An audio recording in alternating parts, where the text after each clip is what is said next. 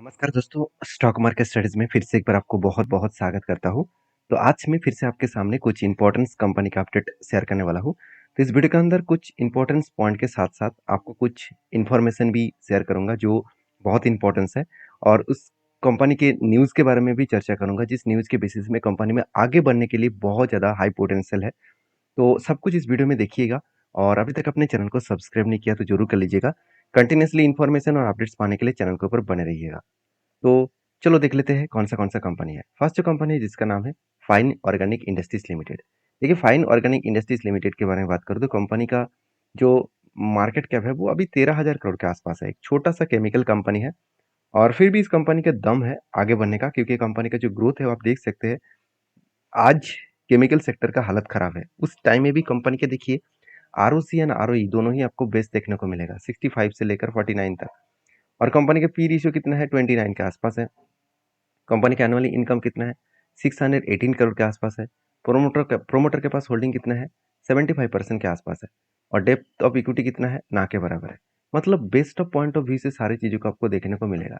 ऐसे नहीं कि कंपनी के वैल्यूएशन ज़्यादा है, क्योंकि वैल्यूएशन में पहले ही बोल चुका हूँ, इंडस्ट्रीज पी रेशियो से कंपनी का पी रेशियो बहुत कम है। तो इतने सारे पॉइंट्स पॉजिटिव है। क्या सही में कंपनी का ग्रोथ हो रहा है? देखिए ग्रोथ देखने के लिए सबसे पहले कंपनी का बिजनेस को समझना पड़ेगा। अभी बिजनेस कहाँ पे मिलेगा? कंपनी का बिजनेस जो है वो आपको यहाँ पे देखने को मिलेगा। कंपनी देखिए सिर्फ इंडिया में 31% बिजनेस कर और बाकी रेस्ट ऑफ वर्ल्ड में कंपनी 68% बिजनेस को बेचते हैं। और बेसिकली कंपनी का जो प्रोडक्ट है वो है स्पेशलिटी केमिकल, और यही कारण के वजह से कंपनी का आज हालत बिगड़ चुके हैं, क्योंकि स्पेशलिटी केमिकल का जो मार्केट में डिमांड है वो डिमांड बहुत कम हो चुके हैं। और डिमांड कम होने के कारण शेयर में उतना ज़्यादा मैसिव जर्नी नहीं दिखा। आपको मैं यहाँ पे दिखा देता हूँ। देखिए कंपनी का जो क्वार्टरली रिजल्ट है वो देखेंगे कितना, 299 करोड़ से 463 बना था। उसके बाद 760 बना था, मतलब एक अलग लेवल का ग्रोथ हो रहा था। फाइनली कंपनी के ऊपर क्या हो गया, फाइनली कंपनी का सेल्स कम हो गया, और वो भी अराउंड 50% के आसपास, क्योंकि 919 करोड़ से 488 करोड़ बना, मतलब ऑलमोस्ट 50% के आसपास, 40 टू 50% के आसपास कंपनी का सेल्स ग्रोथ कम हो चुके हैं। और एक्सपेंस को कंपनी मिटाने के बाद कंपनी का नेट प्रॉफिट वो भी देखेंगे तो 29 करोड़ से 52 करोड़ बना, उसके बाद 100 करोड़ बना, अभी 94 करोड़ बना। मतलब कंपनी का जो नेट प्रॉफिट है वो कम होता चला गया। इस पॉइंट को समझना पड़ेगा। और बाकी यहाँ पे और एक चीज़ को समझिए, कंपनीज के ऊपर जो इन्वेस्टर है वो देखिए उतना क्वांटिटी ऐड नहीं कर रहा है। उल्टा एफएस ने क्या किया, 7.5% होल्डिंग को 3.5% तक लेके आए, मतलब होल्डिंग को सेल किया। डीएस ने क्या किया, 11.5% से होल्डिंग को 11.5% तक लेके आया, मतलब डीएस ने भी सेल किया। तो इस पॉइंट को आपको जरूर याद रखना है कि किसी भी कंपनीज के ऊपर जब आप काम करने के लिए जाएंगे तो आपको कंपनीज के ऊपर कुछ पॉइंट्स को देखना चाहिए, तब उस कंपनी के बारे में आपको जानकारी ज़्यादा मिलेगा। तो बहुत सारे लोग मुझे ये भी पूछते रहते हैं, सर क्या यही पॉइंट काफ़ी है? बिल्कुल नहीं, यही पॉइंट काफ़ी नहीं है, फिर भी एक बेसिक इन्फॉर्मेशन कंपनी के तरफ से आपको हमेशा मिल जाते हैं। हाँ, ये पॉइंट्स काफ़ी है कि कंपनी का फाइनेंशियल क्या काम कर रहा है। अगर आप इसको इन डिटेल्स में समझना चाहते हैं तो आप मुझे कमेंट्स करिए। किसी भी कंपनीज के ऊपर आपको डिटेल्स में वीडियो चाहिए, जहाँ पे कंपनी बिजनेस क्या कर रहा है, उसका कैपेक्स कहाँ पे बढ़ रहा है, वो उसका नेक्स्ट बिजनेस टारगेट क्या है, उसका फ्यूचर विजन क्या है, वो मैं आपको डिटेल्स में समझाऊंगा एक इंडिविजुअली कंपनीज के ऊपर। जब आप अपडेट के लिए कमेंट्स करेंगे तो प्लीज़ कमेंट करिए, और वीडियो अच्छा लग रहा है तो प्लीज़ लाइक करिए, क्योंकि इस कंपनी के जो टेक्निकली चार्ट पैटर्न बना तो एक बिग फॉल देखने को मिला था, और वो लेवल तक फॉल देखने को मिल चुके हैं जो इसका प्रीवियस स्ट्रांगली एक सपोर्ट था। क्योंकि यही लेवल सपोर्ट क्यों क्यों बता रहा हूँ, क्योंकि देखिए कंपनी लगातार गिरने के बाद यही रेंज में अटका, उसके बाद देखिए फिर से बाउंस बैक किए थे, और बाउंस बैक करने के बाद फिर से देखिए यहाँ पे नीचे आया, फिर से बाउंस बैक किए, फिर से नीचे आया, वही लेवल को टच किया। यहाँ पे मैं जरूर कहूंगा जो लोग सोच रहे हैं कि यहाँ से कंपनी ऊपर जाएगा, बिल्कुल नहीं। क्योंकि देखिए ध्यान से देखना, जो ब्रेकआउट हुआ, मान लेता हूँ ब्रेकआउट हुआ वॉल्यूम के साथ, मगर उतना ज़्यादा हाई वॉल्यूम नहीं है। उसके पहले देखिए रेड वॉल्यूम बहुत ज़्यादा है, इसका मतलब वो ऊपर जाने की कोशिश नहीं करेंगे। और नेक्स्ट 2 डेज में जो क्रिएट हुआ मतलब कैंडल, वो देखिए बहुत वीक है, और वीक वॉल्यूम यहाँ पे देखने को मिला है। तो जिसके चलते मुझे लग रहा है और भी बिग फॉल दिखेगा, और नेक्स्ट लेवल जो आ सकते हैं वो 3,559 रुपीज़ के आसपास।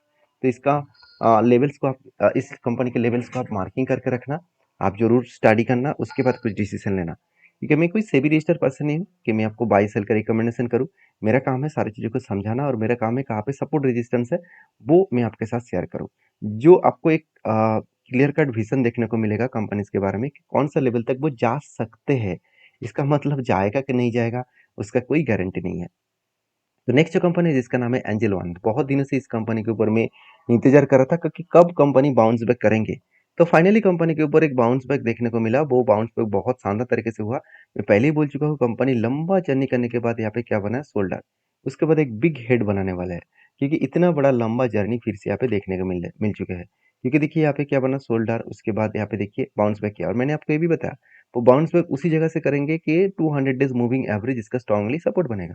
आप मेरा प्रीवियस वीडियो देख सकते हैं, क्योंकि इस लेवल को मैं इसीलिए मार्किंग करता हूँ क्योंकि आपको एक क्लियर कट आपको चीज़ों को समझने में आसानी हो कि कहाँ पे सपोर्ट है, कहाँ पे रेजिस्टेंस है और कौन सा लेवल से वो बाउंस बैक कर सकते हैं। हाँ, बाउंस बैक करने के बाद वो कहाँ तक जाएगा, उसके लिए प्रॉपर एक टेक्निकली चार्ट पैटर्न बनना चाहिए। तो यहाँ पे कोई पैटर्न नहीं बना। हाँ, जब बनेगा यहाँ पे शोल्डर, उसके बाद बिग हेड, उसके बाद अगर शोल्डर बने तो मैं जरूर यहाँ पे क्वांटिटी ऐड करूंगा, जरूर मैं यहाँ पे एक स्विंग बेसिस टेल लूंगा। तो फिलहाल के लिए कंपनीज के ऊपर कोई भी नेगेटिविटी नहीं है, क्योंकि कंपनी के ऊपर अच्छा खासा ग्रोथ आपको हमेशा देखने को मिला। क्वार्टरली बेसिस बात करूँ तो कंपनी का सेल्स अलग लेवल में बढ़ता हुआ देखने को मिला, और फर्स्ट टाइम कंपनी 1059 करोड़ के आसपास सेल्स को इंक्रीज किया। एक्सपेंस को मिटाने के बाद कंपनी का नेट प्रॉफिट 73 से 165 बना, उसके बाद 260 बना। तो एक अलग लेवल का कंपनी का प्रॉफिटेबिलिटी यहाँ पे ग्रोथ भी देखने को मिला। तो बेस्ट तरीके से प्रॉफिटेबिलिटी ग्रोथ यहाँ पे देखने को मिले है। बाकी आपकी क्या राय है, आपकी क्या ओपिनियन है, इस कंपनी को भी जरूर कमेंट्स करना, क्योंकि कंपनी अच्छा खासा काम भी कर रहा है और बैलेंस शीट को भी अच्छा खासा मेंटेनेंस कर रहा है। जैसे आप देखेंगे कंपनी का बोरिंग्स लगातार बढ़ते चले गए, कंपनी के जो उसके साथ रिजर्व वो भी बढ़ता हुआ देखने को मिले। इसका मतलब ये नहीं कि सिर्फ बोरिंग्स बढ़ रहा है, कंपनी का रिजर्व नहीं बढ़ रहा है, रिजर्व भी बढ़ रहा है, बोरिंग्स भी बढ़ रहा है। उसके साथ साथ कंपनी के ऊपर जो जो रेशियोज है, ये पॉइंट मुझे बहुत बेस्ट लगा, क्योंकि एक टाइम कंपनी के कैश कन्वर्जन साइकिल्स कितना था, 218 से लेकर 300 से लेकर 700 डेज लग रहा था। इसका मतलब जो प्रोडक्शन कंपनी, जो सर्विसेज कंपनी कस्टमर को दे रहा है, वहां से कंपनी कितने दिन में पैसा कंपनी को मिल रहा है, वो 700 डेज तक लग रहा था। अभी वही प्रोडक्शन मतलब सर्विसेज देने के बाद कंपनी के हाथ में सिर्फ 46 डेज में आ रहा है। तो सबसे कम दिनों में आ रहा है। तो यही सबसे बेस्ट पॉइंट मुझे देखने को मिला। जितना जल्द से जल्द कंपनी के हाथ में सारे पैसा आएगा, तो कंपनी उतना जल्द से जल्द खुद को ग्रोथ कर पाएंगे। बाकी आपकी क्या राय है इस कंपनी के ऊपर जरूर कमेंट्स करना। फिलहाल के लिए मैं कोई भी ट्रेड नहीं लिया, क्योंकि जब तक इस लेवल को टच ना करे तब तक मैं कोई ट्रेड नहीं लूंगा, क्योंकि मेरा काम हमेशा पैटर्न्स बनने के बाद ही होता है। नेक्स्ट जो कंपनी है, और एक नेक्स्ट मल्टीबैगर कंपनी है, उसका नाम है वरुण बेवरेजेस। इस कंपनी आपको मल्टीबैगर रिटर्न दे चुके हैं जब से कंपनी स्टार्ट हुआ, और इस कंपनी फ्यूचर में भी और भी अच्छा खासा ग्रोथ करने का चांसेस है। अभी देखिए इसको और भी बड़ा होने के लिए, मल्टीबैगर रिटर्न देने के लिए बहुत ज़्यादा मेहनत करना पड़ेगा, क्योंकि ऑलमोस्ट कंपनी 2 लाख करोड़ के आसपास कंपनी बन चुकी है। तो जियो फाइनेंस जो एक 2 लाख करोड़ के कंपनी है, उसी तरीके से वरुण बेवरेजेस भी एक 2 लाख करोड़ के कंपनी बन चुके हैं। आप कहेंगे सर जियो फाइनेंस तो फाइनेंस कंपनी है, तो उसके साथ कंपेयर क्यों कर रहे हैं? देखिए इसके साथ कंपेयर मैं नहीं कर रहा हूँ, आपको मैं यही बता रहा हूँ कि जियो फाइनेंस जैसे बड़े कंपनी हम लोग जानते हैं, उसी तरीके से वरुण बेवरेजेस भी कितना बड़ा कंपनी है, वो समझाने के लिए आपको मार्केट कैप को दिखा चुका हूँ। तो कंपनीज का जो परफॉर्मेंस है उसको देखने से पहले एक अपडेट मैं आपके साथ शेयर करूंगा। देखिए वरुण बेवरेजेस के ऊपर एक बिग अपडेट है, वो है Varun beverages complete acquisition of south African beverages company. देखिए साउथ अफ्रीका की एक बेवरेजेस कंपनी है, उसको कंपनी 100% एक्वायर किया है। क्यों? क्योंकि बॉटल का जो मैन्युफैक्चरिंग है वो साउथ अफ्रीका से करने वाले हैं, और साउथ अफ्रीकन जो कंपनी है वो बॉटल्स बनाने वाला कंपनी है। तो उसके साथ बिग डील हुआ है, एक्चुअली डील नहीं, पूरा के पूरा कंपनीज को खरीदारी की है। क्योंकि खरीदारी इसीलिए किया गया है क्योंकि उस कंपनी से खरीदारी होने के बाद वो कंपनी को पूरा के पूरा वो टेक ओवर कर पाएंगे, वो खुद प्रोडक्शन कर पाएंगे, और बना हुआ पूरा के पूरा कंपनी का फैक्ट्री से लेकर एम्प्लॉय से लेकर सब कुछ कंपनी को मिल्क बेवरेज कंपनी को मिल चुके हैं। तो वरुण बेवरेजेस के ऊपर मैं हमेशा एक बुलिश व्यू के हिसाब से देखता हूँ, क्योंकि कंपनी का परफॉर्मेंस आपको हमेशा आपको बेस्ट दिखेगा। जैसे कंपनी का जो क्वार्टर रिजल्ट है, आपको देखिए सेल्स में कोई भी चेंजेस देखने को नहीं मिलेगा। सेल्स हर साल में कंपनी बढ़ाते चले गए, हर साल में। कंपनी के एक भी साल आपको ऐसे नहीं दिखेगा कि कंपनी का सेल्स कम हुआ। एक्सपेंस मेंटेन करने के बाद कंपनी का नेट प्रॉफिट देखिए, 33 करोड़, 82 करोड़ और 144 करोड़। मतलब एक अलग लेवल का कंपनी का नेट प्रॉफिट भी यहाँ पे बढ़ता हुआ देखने को मिला है। अभी एज ए इन्वेस्टर, प्रोमोटर से लेकर एफआईडीएस पब्लिक के पास अच्छा खासा होल्डिंग्स आपको देखने को मिलेगा। तो प्रोमोटर के पास जो होल्डिंग्स है, उसके बाद आपको एफआईएस के पास भी होल्डिंग्स है, उसके साथ आपको देखिए डीएस और पब्लिक के पास भी होल्डिंग्स है। तो अभी कंपनीज के ऊपर सब मजेदार बात जो है, जो वीवीएल के ऊपर मैंने चार्ट पैटर्न आपके साथ शेयर किया, उसके ऊपर मैंने एक ट्रेड लेके रखा हूँ। वो ट्रेड किस तरीके से बना, मैं पहले ही आपको बोल चुका हूँ। जो एंटी लेवल्स यहाँ पे मैंने लिया, जिस तरीके से यहाँ पे रेंज क्रिएट हुआ, उसके बाद फाइनली ब्रेकआउट हुआ और रिटेस्ट किया, और रिटेस्ट करने के बाद इस कैंडल के ऊपर मैंने क्या किया, एंटी लिया। तो एक्चुअली जो एंटी बना कुछ इस तरीके से लेवल में एंटी बना, और मैंने स्टॉप लॉस रखा इसके नीचे। मतलब यहाँ पे जो रेंज बना था उसके नीचे मैंने स्टॉप लॉस रखा, और यहाँ से मैं 1:3 रेशियो का टारगेट लेके चल रहा हूँ। एक लंबा सा टारगेट लेके चल रहा हूँ, जो मैं टारगेट लेके चल रहा हूँ करीबन 2076 के आसपास। इस टारगेट में इसीलिए लेके चल रहा हूँ क्योंकि जो मेरा स्टॉप लॉस है वो 1% का रहेगा, और जो मेरा टारगेट है 3% तक रहेगा। मतलब 1:3 रेशियो का यहाँ पे टारगेट में लेकर चला हूँ। इसमें कोई भी सपोर्ट रेजिस्टेंस नहीं है।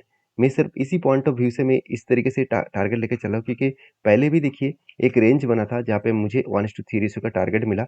उसके बाद जब भी ब्रेकआउट किया और रिटेस्ट किए तब मैंने एंट्री लिया था, और मैंने आपको भी बताया कि 1:3 रेशियो का टारगेट लूंगा, मतलब 30% के आसपास मैं टारगेट लूंगा। तो यहाँ पे भी मुझे 30% के आसपास टारगेट लेना है, तो इसलिए मैंने इस जगह तक होल्डिंग करने का डिसीजन लिया। कोई बात नहीं, हमेशा आपको जो टारगेट देगा करके ऐसे कोई गारंटी नहीं है। आपको स्टॉप लॉस को मेंटेन करके काम करना पड़ेगा। तो ये देखिए, मेरा कोई आप मेरे तरफ से कोई भी आपको टेट नहीं दे रहा हूँ।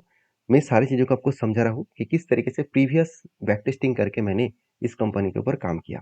बाकी आप बेरिन बेवरेज के ऊपर कहाँ पे एंट्री किया है, आपका लेवल कौन-सा है, कौन-सा प्राइस में आपने एंट्री लिया है, ज़रूर मुझे कमेंट्स करके बताइए। मिलते हैं नेक्स्ट वीडियो में, तब तक के लिए धन्यवाद।